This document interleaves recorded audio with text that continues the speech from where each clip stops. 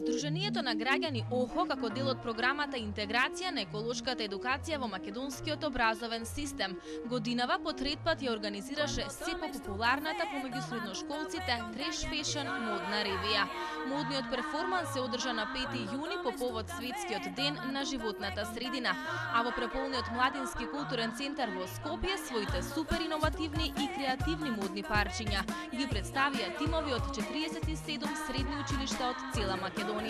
Програмскиот директор на ОХО Александра Младеновска-Костич вели дека од година во година се позадоволни од она што го прикажуваат учениците. Морам да признам дека секоја година се повеќе училишта се пријавуваат, меѓутоа така е организиран надпреварот да секој училиште интерно организира неколку тимови кои што прво интерно ќе се надпреваруваат, па победникот доаѓа на Треш Фешн. Оваа година и такви интерни тимови имаше во многу поголем број за разлика од лани и преклани. Оно што можевме да видиме од моделите кои што ни ги испраќа, навистина има прекрасни модели, многу креативни, многу убави и навистина секоја година станува се потесна конкуренција за кој ќе освои прво, второ или трето место.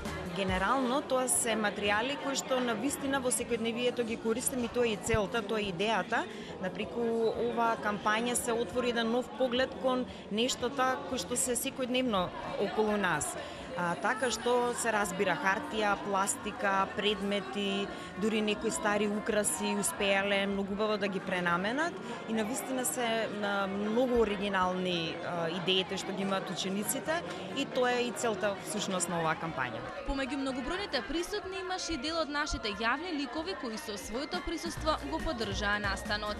Секако дека ја поздравувам иницијативата за организација на ваков настан. Вакви настани се одржуваат широм целиот свет, зашто не и кај нас. Ја поздравувам идејата, ги погледнав моделите. Многу интересно кога група на млади луѓе се собираат околу тоа да од ѓубрето да прават нешто креативно. Самата идеја дека од ѓубрето се прави нешто интересно, креативно, е за поздравување. Одлична работа. Учениците од Скопската гимназија Раде Јовчевски Корчагин со моделот кој го насловија појадок кај Тифани го освоија првото место.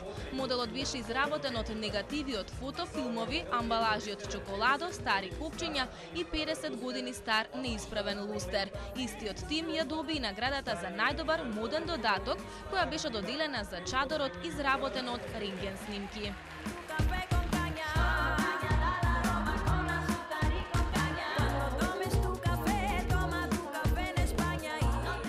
Годинава беше тоа што училиштата мереа колку килограми отпад собрале во текот на подготвителниот процес. Купниот отпад собран во текот на 4 работни месеци од цела Македонија изнесува 700 килограми, со што уште еднаш се потврди дека целта на овој настан за намалување на отпадот преку негова реупотреба е постигната.